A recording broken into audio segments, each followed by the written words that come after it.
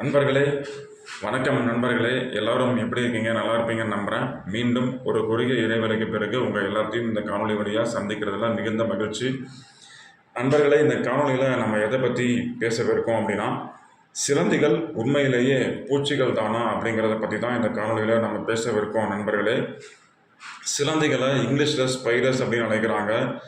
தமிழில் எட்டுக்கால் பூச்சிகள் அப்படின்னு நம்ம அழைக்கிறோம். எட்டுக்கால் பூச்சிகள் அப்படின்னு சொல்லும்போது அந்த கருத்தே அறிவியலுக்கு முரணான கருத்தாக தான் இருக்குது. ஏன் அப்படின்னா, பொதுவாக பூச்சிகளுக்கு 6 கால்கள் தான் இருக்கும். ஆனால் 8 கால் பூச்சி அப்படின்னு சொல்லும்போது பூச்சிகளுக்கு எப்படி 8 கால்கள் இருக்கும் அப்படிங்கிற ஒரு கேள்வி வந்துடுது. இதுவே 8 கால் பூச்சின்னு சொல்லக்கூடிய அந்த கருத்தே அறிவியலுக்கு முரணான கருத்தாக தான் இருக்குது. ஏன்னா பூச்சிகளுக்கு 6 கால்கள் தான் இருக்கும், ஆனால் சிலந்திகளுக்கு 8 கால்கள் இருக்குது இல்லையா? இதிலிருந்தே தெரியுது சிலந்திகள் பூச்சிகள் கிடையாது அப்படின்னு. அப்போ சிலந்திகள் பூச்சிகள் இல்லைன்னு சொன்னால் சிலந்திகள் வேறு எந்த வகைப்பாட்டுக்கு கீழே வகைப்படுத்தப்படுதுங்கிற ஒரு கேள்வி நமக்கு வருது இல்லையா? அதுக்கான விடையை நாம் இப்போ பார்ப்போம் நண்பர்களே. உண்மையிலேயே சிலந்திகள் பூச்சிகள் தானா அப்படின்னு கேட்டால் அறிவியல் படி பார்க்கும்போது சிலந்திகள் பூச்சி இனங்கள் கிடையாது நண்பர்களே. சிலந்திகள் பூச்சி இனங்கள் கிடையாது அப்படிங்கிறத நம்ம எதை வச்சு நம்ம உறுதிப்படுத்துகிறோம் அப்படின்னாக்கா அதுக்கான சில சான்றுகள் இருக்குது. ஏற்கனவே சொன்ன மாதிரி தான் முதலாவது சான்று, சிலந்திகளுக்கு 8 கால்கள் இருக்குது, ஆனால் பூச்சிகளுக்கு 6 கால்கள் தான் இருக்கும். இது முதலாவது சான்று.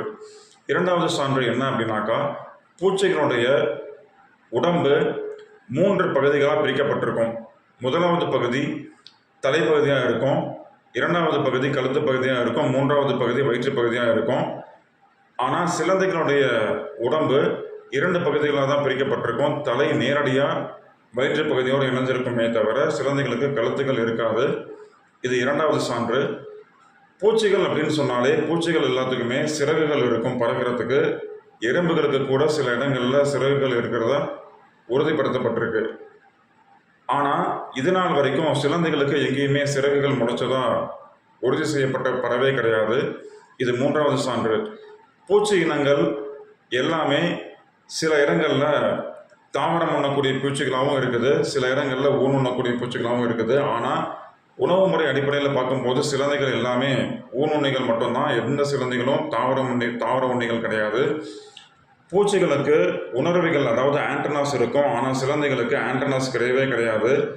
இதையெல்லாம் வச்சு பார்க்கும்போது சிலந்திகள் பூச்சிகளா அப்படின்னு சொல்லி கேட்டால் கண்டிப்பாக சிலந்திகள் பூச்சிகளே கிடையாது. அப்படின்னா சிலந்திகள் வேறு எந்த வகைப்பாட்டுக்கு கீழே வருதுன்னு சொல்லி பார்த்தீங்கன்னா, நண்டுகள், தேள்கள் இந்த மாதிரியான கணுக்காலிகள் வகைப்பாட்டுக்கு கீழே தான் சிலந்திகள் வகைப்படுத்தப்படுது நண்பர்களே.